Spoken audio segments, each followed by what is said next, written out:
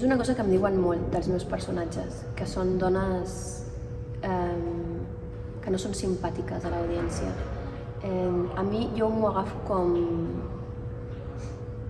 una cosa bona, perquè sento que els personatges femenins han estat molt idealitzats, són sovint personatges o dolents o molt bons, i crec que els éssers humans som una mica de les dues coses, i aquests personatges són molt imperfectes i crec que justament per això connecten amb l'espectador. És una manera com de lluitar amb aquesta idealització del personatge femení que ens ha de caure bé sempre, perquè no tinc la sensació que s'exigeixi el mateix de personatges masculins.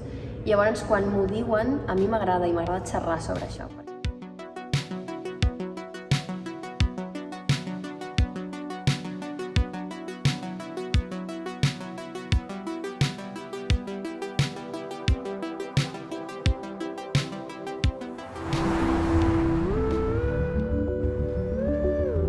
M'hauries hagut de dir que pujaves. És que ha sigut molt improvisat. La teva mare, quan es mori, es voldrà enterrar amb el teu pare, no? Però és que aquí no hi cabem. Jo vaig ser mare en meitat de la pandèmia i em sembla que va ser més difícil pel fet de viure una pandèmia que pel fet de viure la primera maternitat. Mira, just ara feia una entrevista que em deien que des del 2019, que és quan vaig treballar amb Foodie Love amb la Isabel Cuixet, només he treballat amb dones. I no ha estat buscat, però és cert, és cert.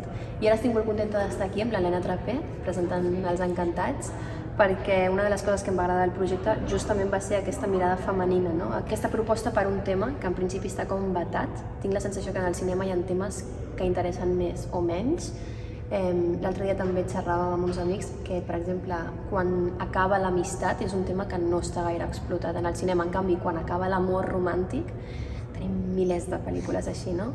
I tinc la sensació que Els Encantats proposa un tema d'aquests, no? De la llista dels vetats, no? Que és el dol personal viscut des del punt de vista d'una mare recent separada, però que en el fons crec que explica una cosa amb la que tothom pot connectar, que és com deixem al marge els sentiments que en realitat ocupen tot el nostre pensament i com deleguem connectar amb aquest dolor, no? Que és al final el que li passa a la protagonista, i com això ens deixa en un estat de estar però no estar, no? Alhora, com de letargia una mica. Un nas? Una boca?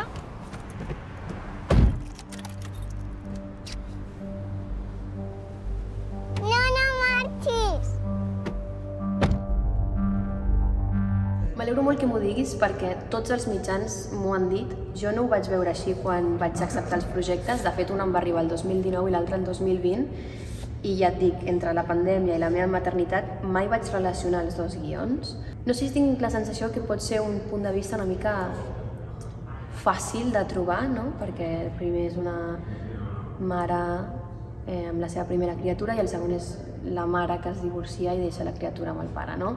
Però llavors penso, totes les pel·lícules que parlen de l'amor i després les pel·lícules que parlen d'un divorci, totes estarien relacionades, no? A mi m'arriba la proposta, faig un rodatge, parlo i treballo amb les directores, i tant la Lauda com l'Helena tenien propostes molt diferents, a nivell cinematogràfic no tenen res a veure, a nivell de tempo, narratiu, trobo que les dues fan un cinema molt propi i que és un cinema molt diferent. Vine. Especialment en aquesta penso que l'Helena ha fet una cosa també molt diferent respecte a les seves altres dues pel·lícules, Les distàncies i Bloc, on potser anava més càmera en mà i més seguint els actors. Aquí ella tenia molt clara la feina de la càmera, va fer una feina amb el Pau Castejón, el DP, prèvia al rodatge, i l'actuació estava al servei de la càmera i de la llum, que eren prioritaris, i això va ser un repte per mi, perquè vaig estar bastant marcada, no? Hi ha plans seqüències molt llargs on la gent es pensa que és una improvisació i tenia marcat fins com havia de deixar les claus a la taula i la direcció de les puntetes de les claus. Per això em costa molt veure que aquests dos projectes puguin ser una continuació de l'altre. La reina de las mudanzas. ¿Qué dios? ¿Te has instalado ya o qué? Sí, bueno, más o menos. Estoy muy cansada, pero bien. Bueno, es normal, poquito a poco. Sí, és molt curiós perquè segueix a la Irene i els altres són personatges satèl·lits que entren i surten. Jo vaig tenir molts dies de rodatge sola, no tenia companys, estava molt sola. I és curiós, el fet d'estar en totes les seqüències és una cosa que m'ho he trobat en altres projectes. Acabo de sortir d'un que ha sigut exactament el mateix, però sí que és veritat que aquest va ser especialment dur perquè la pròpia protagonista s'aïlla una mica, no?, de l'entorn, dels personatges, i l'equip va ser molt maco, això vaig tenir molta sort, però sí que hi havia certa sensació d'aïllament constant durant aquest rodatge. El dia que treballava amb un actor era festa, era com... Jo crec que els meus companys van pensar que pesada la Laia, perquè llavors era com conversem i parlem i ho agraïa moltíssim. Però bueno, sento que Antist, aquestes muntanyes, el llac, eren un personatge també molt important i sento que hi havia molta comunicació interna del personatge treballat amb l'Helena. I bueno, és la natura de cada projecte va cap a un costat o un altre. Voleu parar de fotre fàstic o què? Plàstics. Bueno, paciència com tots, no? Vull dir que al principi, però això la paciència és una merda si no és la persona. És complicat. Tampoc us podeu creure que una primera relació de parella dura per sempre, no? Tontos no som. No. És una cosa que em diuen molt dels meus personatges, que són dones que no són simpàtiques a l'audiència. A mi jo m'ho agafo com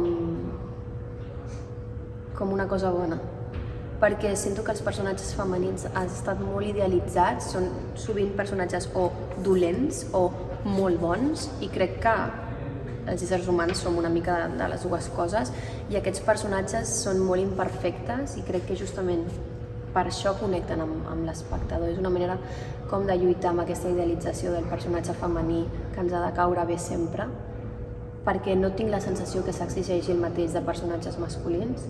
I llavors, quan m'ho diuen, a mi m'agrada i m'agrada xerrar sobre això, perquè penso, per què dius que és incòmode o antipàtic aquest personatge, no?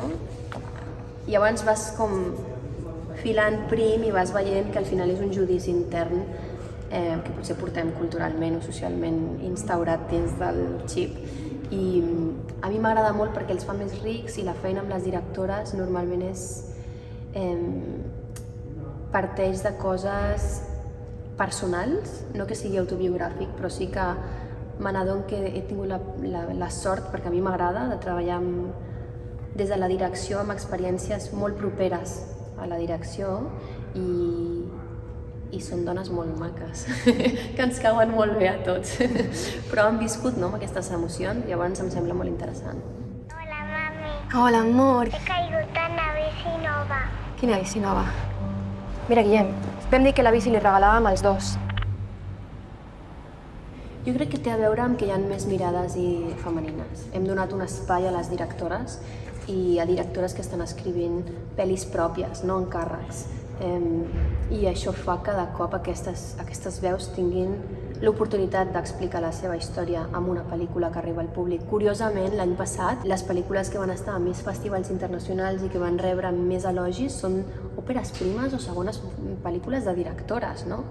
Jo sempre penso, ostres, si aquestes que són pel·lícules petites, cine independent, no?, tinguessin els pressupostos que tenen aquestes altres grans pel·lícules, m'agradaria saber què fan aquestes dones amb aquesta font econòmica que al final et dona molta llibertat creativa. Sé que sempre diem això de que quan no hi ha pressupost invertim en creativitat. No estic del tot d'acord, tinc la sensació que la creativitat necessita suport econòmic, perquè sense el pressupost t'has de limitar moltes coses i evidentment no et queda un altre que ser creatiu si vols aportar una cosa diferent, però quan tot fluctua sé que el resultat pot ser increïble. Jo tinc la sort que Victòria va ser una pel·lícula que em va obrir més mercats cinematogràfics. Això fa que m'arribin més projectes amb més llengües i de més llocs del món, i això fa que potser tingui més llibertat a l'hora de triar. L'última vegada que em vaig reunir amb vosaltres, recordo que em deies, no treballes aquí? I em deies, però és perquè no vols? Te'n recordes? I deia, no és perquè no vulgui, és perquè la gent de fet que hagin entrat des de l'interès dels altres, dels tercers, projectes més de fora, però tinc moltes ganes de treballar aquí, m'agrada molt treballar aquí, crec que hi ha molt de talent a més. Aquest any ho he pogut fer perquè ha encaixat així amb l'agenda, però és veritat que estic combinant les dues coses. No perquè m'hi estigui obligant, sinó perquè s'està donant de manera natural, no? Ara començo un projecte internacional del que encara no puc parlar, però és britànic, per exemple, i l'estiu passat vaig estar treballant també en una producció britànica. Ho porto una mica com va venint. A mi m'agrada, perquè conec experiències noves i sento que quan més gran és el mapa, a més llocs pots anar. La grieta de los encantats. Son unos seres que viven ahí. Es que son un poco raros, no les gusta a la gente, ¿sabes? Y si te acercas mucho te encantan, te conviertes en uno de ellos y ya no te puedes escapar.